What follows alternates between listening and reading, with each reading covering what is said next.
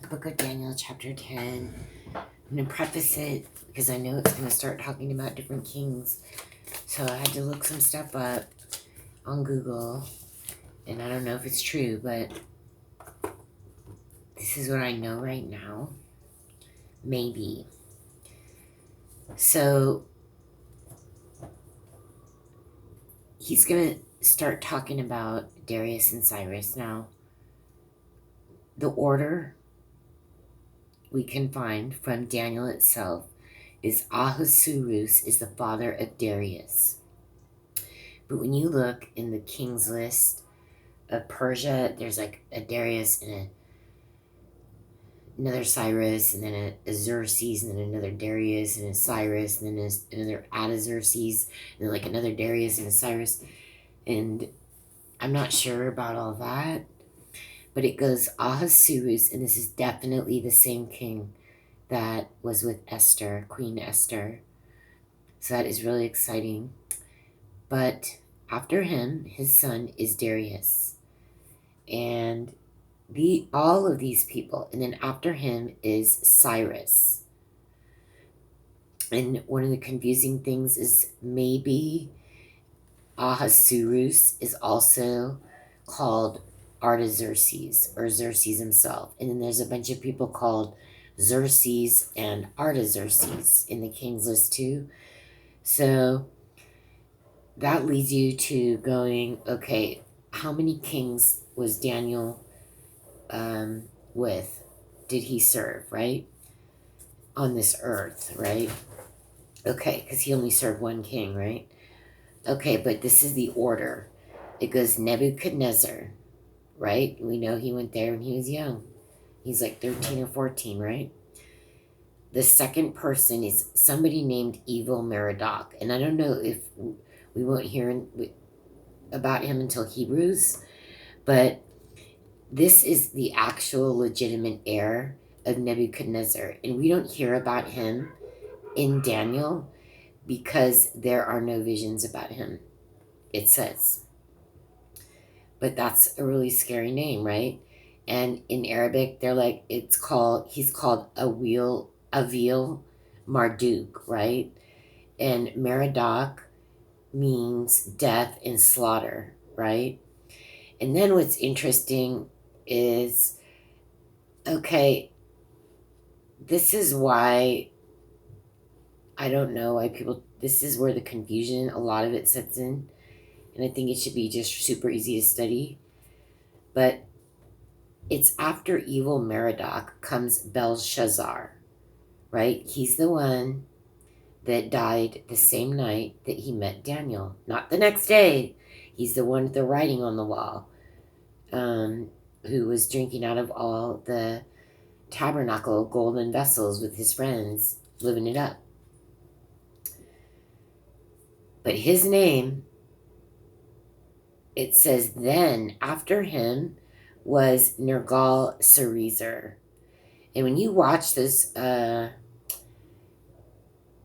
don't know if it's like Anunnaki, not that show with the guy with the hair, but this other show, I don't know what it is, but it's really hard to watch because this person goes on and on and on, but he uses a lot of Akkadian names and a lot of Babylonian names, right? So I try to listen to it sometimes, but the problem is he doesn't show according pictures. He shows beautiful pictures, right? But it have nothing to do with what he's talking about, and it's really, I don't think it's a good idea. It confuses people, and it's lack of respect or something going on. Because I think it's actually, it's purposeful confusion, right? What does Satan like to do? He just likes to hide, right? Okay, but it's pretty clear because it says in the internet, right?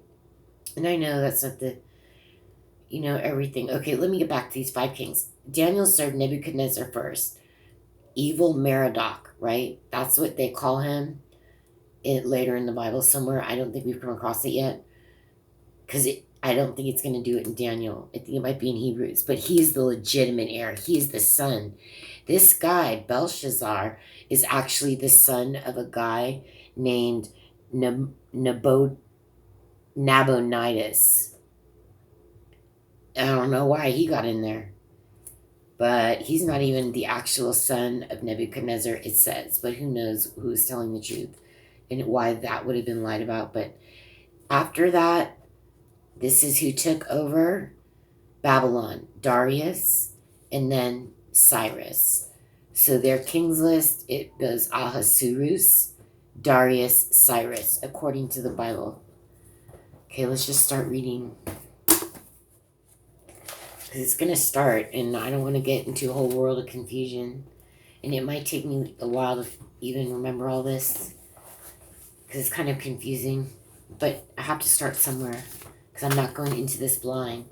In the 3rd year of Cyrus, king of Persia, right now he's the one after Darius, a thing was revealed unto Daniel, whose name was called Belteshazzar, right? And the thing was true, but the time appointed was long, and he understood the thing and had understanding of the vision. In those days I, Daniel, was mourning 3 full weeks. I ate no pleasant bread, neither came flesh nor wine in my mouth. Neither did I anoint myself at all, till 3 whole weeks were fulfilled. And in the 4th and 20th day of the 1st month, as I was by the side of the great river, which is Hiddekel, so the 24th day of the 1st month. Okay, I don't want to look that up right now, because I wouldn't take too much time with the kings already. Then I lifted up mine eyes and looked, and behold, a certain man clothed in linen, whose loins were girded with fine gold of Uphaz. His body also was like the beryl, and his face as the appearance of lightning, and his eyes as lamps of fire, and his arms and his feet like in color to polished brass, and the voice of his words like the voice of a multitude. And I, Daniel, alone saw the vision, for the men that were with me saw not the vision, but a great quaking fell upon them, so that they fled to hide themselves. Therefore I was left alone, and saw this great vision, and there remained no strength in me, for my comeliness was turned in me into corruption, and I retained no strength. Yet heard I the voice of his words. I don't know, does that mean he lost his bowels? I'm not sure what that's supposed to mean.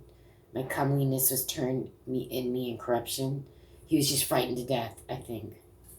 Everybody else ran like there was a great earthquake, right? And everybody freaked out and ran.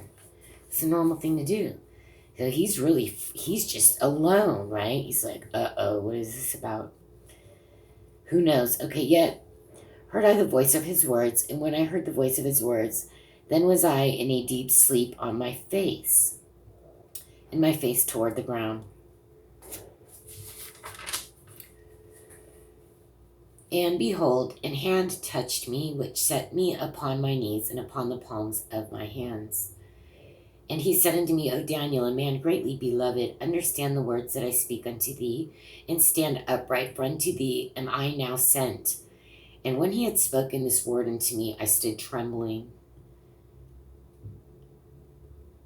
Then said he unto me, Fear not, Daniel, for from the first day that thou didst set thine heart to understand and to chasten thyself before thy God, thy words were heard, and I am come for thy words. Wow. You see that? He said from the first day that he set his heart to understand and to chasten himself before God, he was heard from the very first. Isn't that freaking awesome? That's awesome. But the prince of the kingdom of Persia, this is scary, this part, withstood me 21 days. But lo, Michael, one of the chief princes, now that's Archangel Michael, came to help me, and I remained there with the kings of Persia.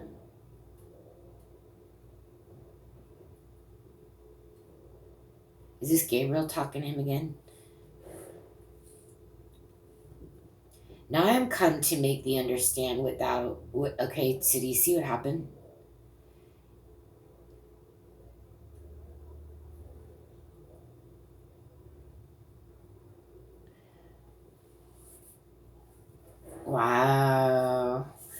So this is a trip, right? Okay, like, so there's 200 fallen angels, right? And there's just about 200 countries, right? Well, some people interpret when they start talking about the king of Assyria in here that they're talking about Satan or some type of antichrist, and the king of Tyre, same kind of thing, perhaps, Hiram. But this is really bad, right? Because this is the prince of the kingdom of Persia. And all of this is in little letters except the word Persia. So this isn't like another entity, a horrible entity spirit, right? And it took the archangel 21 days to get past him. So whichever one they're talking about, right? Didn't it say we're talking about Cyrus now? Yeah, in the 3rd year of Cyrus, right? So we're on the 5th and last king for Daniel. I don't know. Hopefully we're not going to go back and forth anymore. But look, there's only 2 more chapters. I wish this would just go on and on, but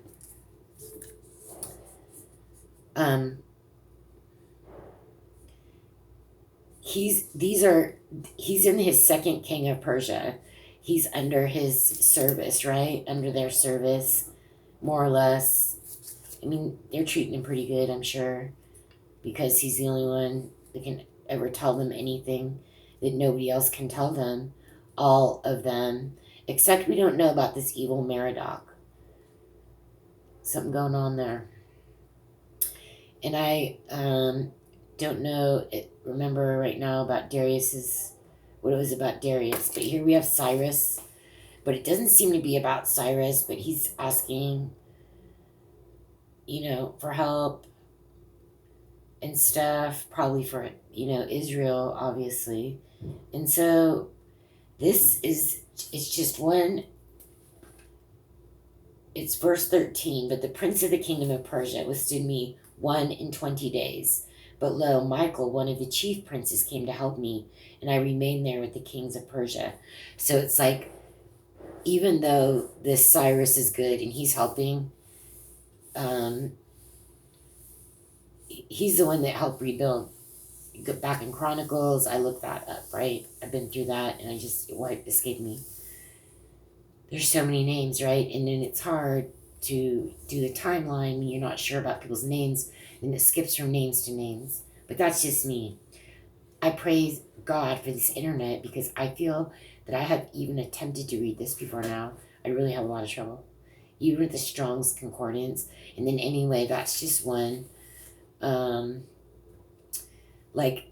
think it's just Hebrew, right? It should be in Arabic too. Maybe it is. I don't know. I haven't looked at it for a while, but this is really scary because it's pointing out that even though this guy Cyrus, even though these are kings in Persia, they're cooperative with Daniel. They are cooperative with rebuilding Israel. There is Antichrist spirit, satanic spirit, so bad. I think it is a fallen angel assigned to that principality. That's what I think. Because look what they call it, the prince of the kingdom of Persia, right? He's like the fallen angel assigned to that place. If there's 200, I feel strongly about that. I'm just making that up though. That's what I think. But this is a really bad one. Right? And like those other areas, it could be the same case. Right? Like Assyria, that guy, the Assyrian. And this is the prince of the kingdom of Persia. So this is Persia, that was Assyria. I think they're talking about their fallen principality. But anyway, this is really bad. It shows you how strong they are, because even the archangel Michael, this evil principality, this fallen angel, he couldn't get through him for 21 days. That is spiritual warfare. This is very serious. I just want to point that out. Now I am come to make thee understand what shall befall the people in the latter days, for yet the vision is for many days. And when he had spoken such words unto me, I set my face toward the ground, and I became dumb. And behold, one like the similitude of the sons of men touched my lips. Then I opened my mouth and spake, and said unto him that stood before me, O my Lord, by the vision my sorrows are turned upon me, and I have retained no strength. For how can the servant of this my Lord talk with this my Lord? For as for me, straightway there remained no strength in me, neither is there breath left in me. Then there came again and touched me one like the appearance of a man, and he strengthened me, and said, O man greatly beloved, fear not, peace be unto thee. Be strong, yea, be strong. And when he had spoken unto me, I was strengthened, and said, Let my Lord speak, for thou hast strengthened me. Then said he, Knowest thou wherefore I come unto thee? And now will I return to fight with the prince of Persia. And when I am gone forth, lo, the prince of Grecia shall come. Yep, check it out. It's Archangel Michael, guys. But I will shew thee that which is noted in the scripture of truth, and there is none that holdeth with me in these things, but Michael, your prince. Now this is Archangel. That's Michael the Archangel. Yep. That's it. Michael came to help Daniel. They heard him when he first, they hear him all the time. God's let him know that he has heard every word he said since the beginning. And by the way, for the last 21 days, he has sent somebody through. And look, let's see how long he was praying.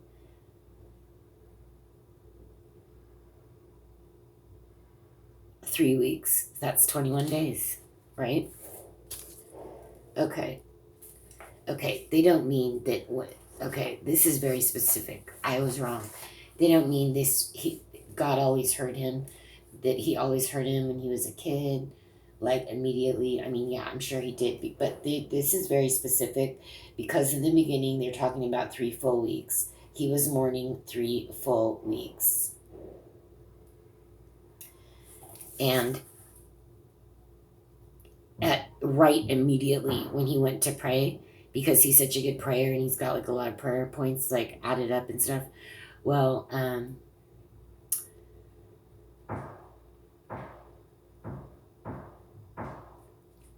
it's talking about these 3 weeks, those 3 weeks. But the prince of the kingdom of Persia withstood me 21 days. So he heard him at first. So it says, then he said to me, Fear not, Daniel, from the first day that thou didst set thine heart to understand and to chasten thyself before God, thy words were heard. So he's just telling him he hears them all the time now, but he just couldn't get through because of this satanic warfare. That's awesome, right? That's a totally true story. There's only 2 more chapters.